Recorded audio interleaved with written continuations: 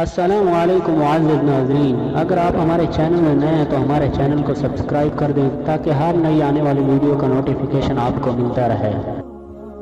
حضرت ابو قتادہ حارث بن ربیع رضی اللہ تعالی عنہ سے روایت ہے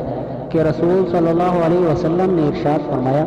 میں نماز کے لیے کھڑا ہوں اور میرا ارادہ ہوتا ہے کہ نماز کے لیے لمبا قیام کروں، بس میں بچے کے رونے کی آواز سنتا ہوں تو نماز کو مختصر کر دیتا ہوں، اس بات کو ناپسند کرتے ہوئے کہ اس کی ماں کے لیے گرانی پیدا کروں۔ دوسری حدیث یہ کہ حضرت جندب بن عبداللہ سے مروی ہے کہ رسول صلی اللہ علیہ وسلم نے ارشاد فرمایا،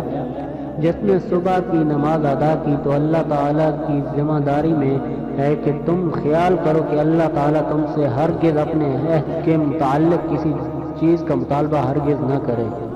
اس لیے کہ جس سے بھی وہ مطالبہ کرے گا اس کو پکڑ کر پھر چہرے کے بل جہنم میں ڈال دے گا۔ ایک اور حدیث میں آتا ہے کہ حضرت عبداللہ بن عمر رضی اللہ تعالیٰ عنہ رسول صلی اللہ علیہ وسلم سے روایت کرتے ہیں کہ مسلمان کا بھائی ہے،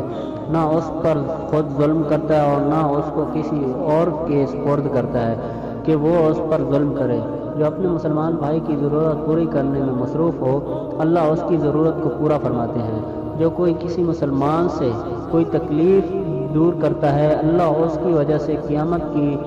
پریشانیوں میں سے کسی بڑی پریشانی کو دور فرما دیں گے۔ جس نے کسی مسلمان کی پردہ پوشی کی، اللہ قیامت کے دن اس کی پردہ پوشی فرمائیں گے۔